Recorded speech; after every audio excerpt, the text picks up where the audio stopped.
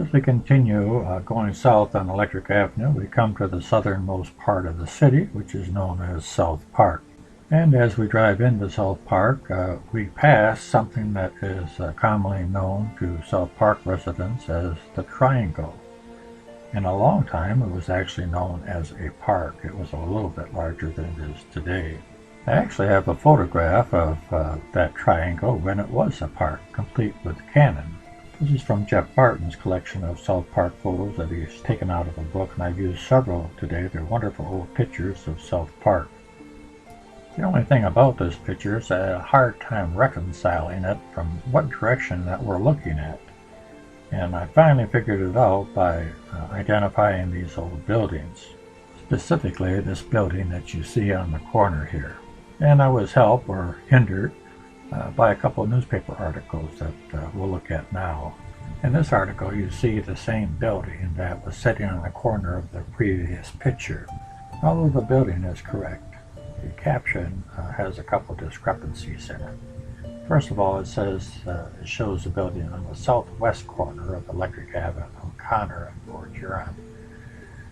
This would be incorrect. This would actually, I found out after a couple of hours of research, that this is actually on the northeast corner of Connor and Electric. The second discrepancy, it says that it's the Valley's drugstore, and actually it should be the Vahey's drugstore, as you can see from this directory here. Drugs and men's furnishing, a fine line of toilet articles, stationery, school supplies, etc. Try Vahey's Horror Hound and Tar for that cough. Wow, that sounds wicked. Clerk in charge of South Fort Huron Postal Station number 2 at 2858 Electric Avenue. Residence the same, and gives a telephone number. This address would have been about a block before you would actually got to the southwest corner of Tomlin's Drugs. And it was 2 different time periods as well. Then I came across this photograph with the caption of says this: in 1919, Tomlin Drugstore was located on the northeast corner of Electric and Connor Streets. The interurban tracks ran right in front of the store. And I think this would be correct. I think what had happened is that in 1919, Tomlin Drugstore took over for Vahey's Drug, and then later on moved across the street a block down a little bit further, where most of us remember Tomlin Drugs being. Then I came across this old map that basically tells you where everything was, so it kind of verifies what I've been saying. So sometimes the newspaper gets it wrong. But anyway, you can see here on the corner, you can see it says Drugs. And the next building you can see it says Barber. And then the next building will be the interurban waiting area for the interurban streetcars. And if we look at the picture again, you can see that the drugstore is there on the right-hand side on the corner. You can see that white building, which would be the barber shop. And then you can see the interurban waiting area and ticket booth there. You just see it looks like a house actually. And you're only seeing the right side of it. I've got a picture that shows the whole thing, and it's kind of a neat looking building. Here it is here. Now that you can see the whole building, you can see it's an attractive building. You've got the turret on the left that you couldn't see in the previous pictures. Also looks like there's not much on Military Street behind it. You can see right straight through to the river. And then if you zoom in here on this window, you can see we cash checks and transmit deposits to the First National Exchange Bank. So now that we know where all these buildings are located at, we have a pretty good idea where this picture was taken from. Notice the railroad tracks right in front of the photographer, and so those would run across 24th Street and of course Electric. So the photographer would have been on 24th, and according to this map, if you look at it, I think right about where the red X is. This gives us an idea of where the buildings are and where the photographer was. Also, if you look at this map, you'll see something else. Electric Avenue doesn't go all the way through to Military. It stops right there in South Park. Where Electric Avenue continues today, there was a coal yard. And you can see it on the map, and we also have a picture of this coal yard as well. Manhattan Coal Company, which was owned by the Cruikshank family.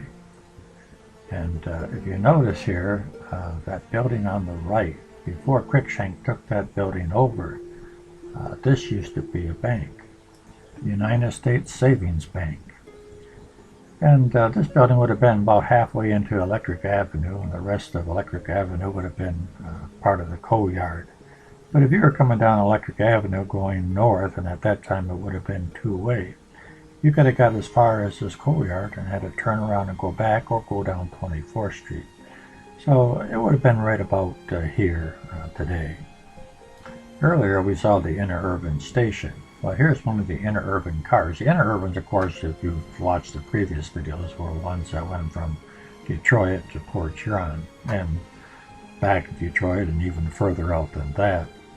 But these are larger cars than the normal street cars.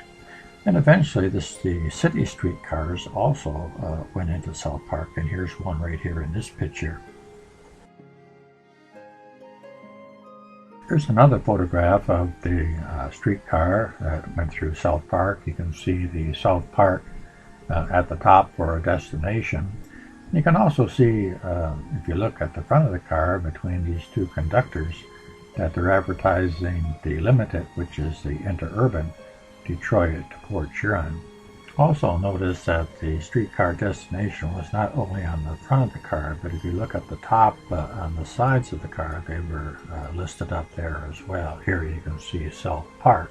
And in this photograph here, you can see the signage a little better. This isn't the South Park car, but this happens to be the Tunnel Depot and Beaches car. They ran from Grand Trunk Tunnel all the way up into Keewatin and Keewatin Park and the beaches.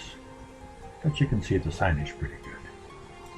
These open streetcars, like you see here, were built by the Alice Streetcar Company in Amesbury, Massachusetts.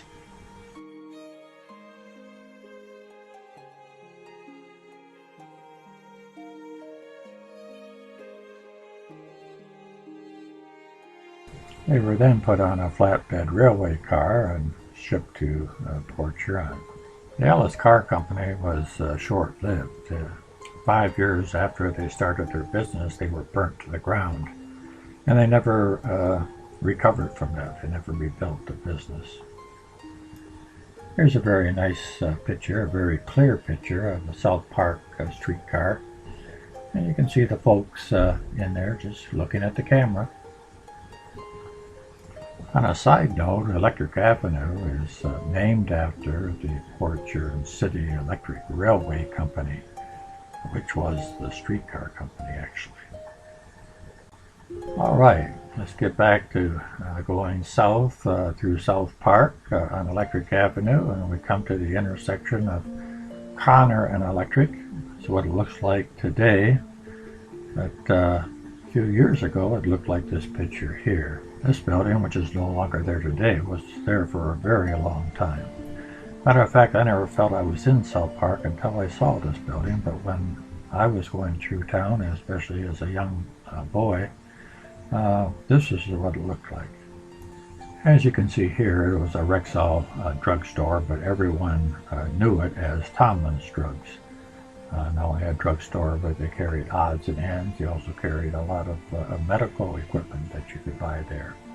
And originally they were just in that building that we looked at, but then you see the building to the right of that, they expanded into that building as well. That used to be another business. The oldest picture I have of that particular corner is this one right here.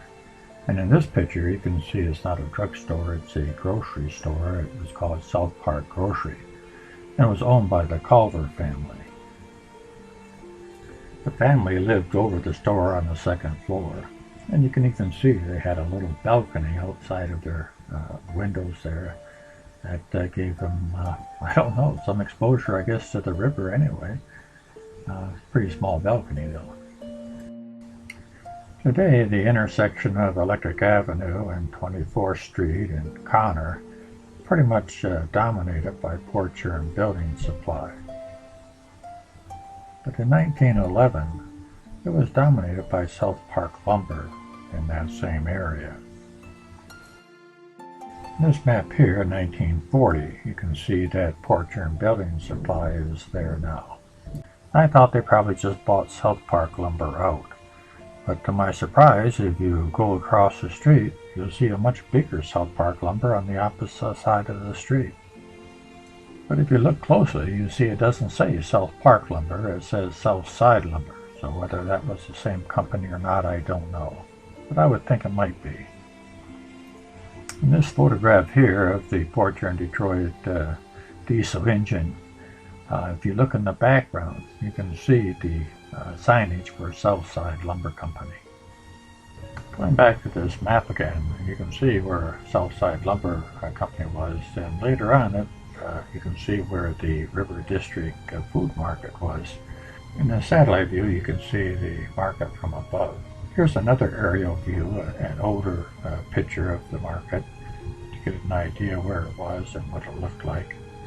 When I first started this video series, the market was still there. And in this Google street shot, you can see that it was there. You can see what it looked like. But in 2013, the market burned down. Here's a short video clip of the fire.